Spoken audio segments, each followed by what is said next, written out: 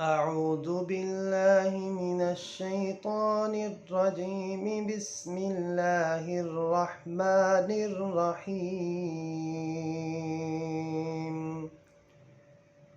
ولقد نعلم ما توسوس به نفسه ونحن أقرب إليه من حبل الوريد إذ يتلقى المتلقيان عن اليمين وعن الشمال قعيد ما يلفظ من قول إلا لديه رقيب عتيد وجاءت